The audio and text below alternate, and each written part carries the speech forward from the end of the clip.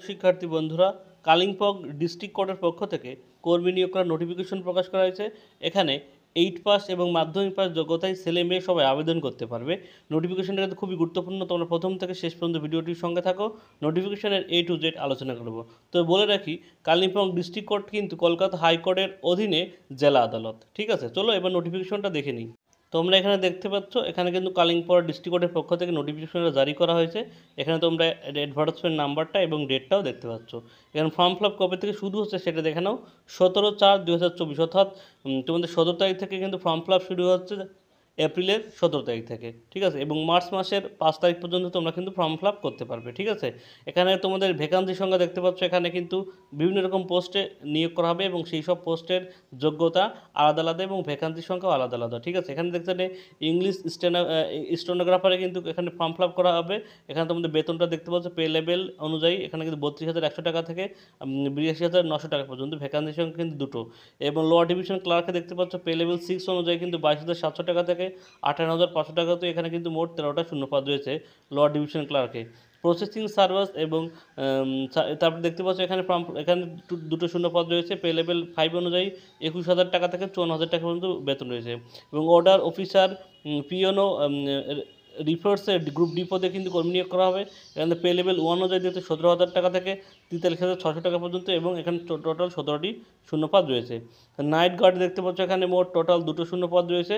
এবং সুইপার দেখতে পাচ্ছ এখানে একটা শূন্যপদ রয়েছে। টোটাল কিন্তু 37টা শূন্যপদ রয়েছে কালিম্পং ডিস্ট্রিক্ট কোর্টের পক্ষ থেকে। ঠিক আছে, চলে এই তোমরা তখন বিভিন্ন রকম দেখতে পারলে ভ্যাকান্সির সঙ্গে তার পে লেভেল অনুযায়ী বেতনগুলো তোমরা দেখতে পারলে। ঠিক আছে, এবং এখানে কিন্তু তোমাদের SC ST অনুযায়ী অথবা কাস্ট অনুযায়ী কিন্তু সেই ভ্যাকান্সির সংখ্যাগুলো ভাগ করে দেওয়া আছে।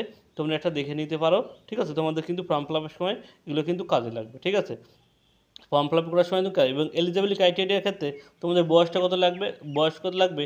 18 থেকে 40 বছর বয়সের মধ্যে তোমরা যে কোনো যে যে যে বিষয়ে ফর্ম ফিল আপ করো না, তোমাদের কিন্তু বয়স মিনিমাম লাগবে 18 থেকে 40 বছর বয়স পর্যন্ত 1/1/2024 অনুযায়ী। তার মধ্যে কিন্তু 5 বছর ছাড় পেয়ে যাবে এসসিরা, এবং ওবিসিরা কিন্তু 3 বছরের ছাড় তোমরা কিন্তু এখানে পেয়ে যাবে। ঠিক আছে, এই জন্য এলিজিবল ক্রাইটেরিয়া, অর্থাৎ বয়সের ক্ষেত্রে তোমাদের এই বয়সের লাগবে কিন্তু।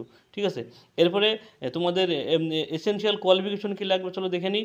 বিভিন্ন রকম পোস্ট রয়েছে, 4-5টা পোস্ট রয়েছে, তার কিন্তু বিভিন্ন রকম কোয়ালিফিকেশন কিন্তু এখানে চাইছে।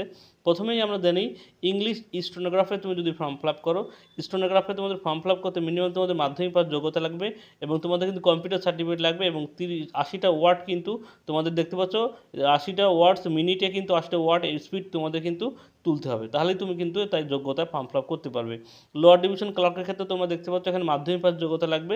তোমাদের কিন্তু এখানে কম্পিউটার সার্টিফিকেট লাগবে। ঠিক আছে, তাও দেখতে পাচ্ছ প্রসেস সার্ভার ক্ষেত্রে তোমরা দেখতে পাচ্ছ এখানে দেখতে পাচ্ছ candidate application for first farm service have must শুধুমাত্র 8 পাস যোগ্যতায় তোমরা প্রসেস সার্ভার পদে ফর্ম ফিল আপ করতে পারবে। এখানে কিন্তু কম্পিউটার ছাড়াও তোমরা ফর্ম ফিল আপ করতে পারবে।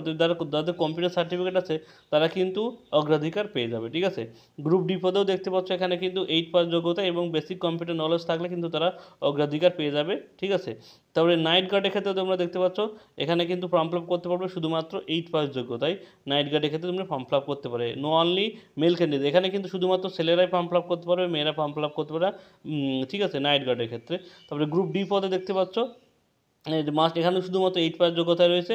ঠিক আছে, এখানে কিন্তু যে কোনো university by the state government candidate must be physically fit, এবং তোমাদের কিন্তু তোমাদের ফিজিক্যালি ফিটনেস থাকতে হবে। ঠিক আছে, এখানে আসলে দেখে নিই মেড অফ সিলেকশন, অর্থাৎ তোমাদের কিন্তু সিলেকশন প্রসেস। এখানে স্টেনোগ্রাফার পদে ফর্ম ফিল আপ করলে তোমাদের প্রথমে কিন্তু 100 মার্কের পরীক্ষা হবে ইংলিশের ক্ষেত্রে। ঠিক আছে, এবং প্রথমে 1.5 ঘন্টা সময় থাকবে। প্রথম পেপার তুমি উত্তীর্ণ হওয়ার পর তোমাদের কিন্তু দ্বিতীয় ফেজের জন্য দেখা হবে।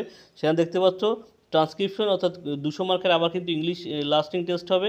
এবং সেখানে কিন্তু কম্পিউটার টেস্টের পরীক্ষা তোমাদের কিন্তু দিতে হবে। তারপর কিন্তু পার্সোনাল টেস্টের জন্য তোমাদের কিন্তু আবার ডাকা হবে। ঠিক আছে, তারপর তৃতীয় অর্থাৎ লোয়ার ডিভিশন ক্লার্কের ক্ষেত্রে তোমরা দেখতে পাচ্ছ প্রথমে কিন্তু তোমাদের 100 মার্কের পরীক্ষা হবে। এবং 100 মার্কের পরীক্ষা জেনারেল নলেজ, ইংলিশ থাকবে, কারেন্ট অ্যাফেয়ার্স থাকবে, 90 মিনিট সময় থাকবে। এবং প্রথম ফেজে উত্তীর্ণ হওয়ার পর কিন্তু দ্বিতীয় ফেজের জন্য তোমাদের ডাকা হবে।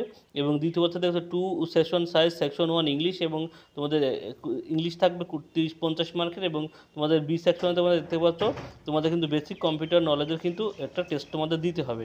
তারপরে প্রসেস সার্ভিসের ক্ষেত্রে তোমরা দেখতে পাচ্ছ candidate shall be appear to দেখছেন 100 মার্কের তোমাদের পরীক্ষা দিতে হবে এবং তোমাদের 1 আওয়ার্স অর্থাৎ 1 ঘন্টা সময় থাকবে এবং এটায় পাস করার পরে তোমাদের 30 মার্কের কিন্তু বেসিক কম্পিউটার নলেজ এবং তোমাদের পার্সোনাল টেস্টের জন্য ডাকা হবে, ঠিক আছে। এবং গ্রুপ ডি পদে তুমি যদি ফর্ম ফিল আপ করো এখানেও ক্ষেত্রে সেই একই তোমার 50 মার্কের পরীক্ষা তোমরা দেখতে পাচ্ছ দেবে 50টা কোশ্চেনের ক্ষেত্রে এবং প্রথম পরীক্ষায় উত্তীর্ণ হওয়ার পর তোমাদের পার্সোনাল টেস্ট হবে 15 মার্কের, ঠিক আছে। নাইট গেটের ক্ষেত্রে দেখতে পাচ্ছ প্রথমে 50 মার্কের পরীক্ষা হবে, 50 মার্ক পরীক্ষায় উত্তীর্ণ হওয়ার পর তোমাদের কিন্তু 15 মার্কের পার্সোনাল টেস্টের জন্য ডাকা হবে, ঠিক আছে। এই হলো। তারপরে কার্ম বন্ধ অর্থাৎ এখানে তুমি যদি ফর্ম ফিল আপ করো 30 মার্কের পরীক্ষা হবে তোমরা দেখতে পাচ্ছ 30 মার্কের পরীক্ষা। বিভিন্ন রকম অ্যাপ্লিকেশন ফিস অর্থাৎ তুমি যেসব পোস্ট আছে বিভিন্ন রকম পোস্টের জন্য অ্যাপ্লিকেশন ফিস কিন্তু আলাদা আলাদা রয়েছে তোমরা দেখতে পাচ্ছ। ইংলিশ স্টেনোগ্রাফারকে তোমাদের 800 টাকা দিতে হবে, এসএসটিতে 600 টাকা, পিডাব্লিউদের 320 টাকা।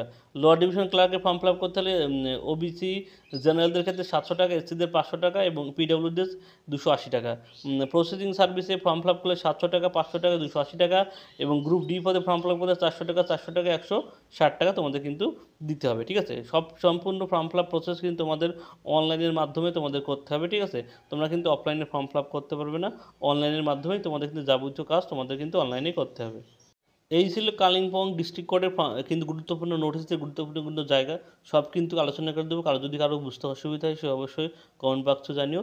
এরকম গুরুত্বপূর্ণ আপডেট পেতে হলে অবশ্যই আমার চ্যানেলকে সাবস্ক্রাইব করে রাখো। সবাইকে ধন্যবাদ, সবার জন্য শুভকামনা রইল।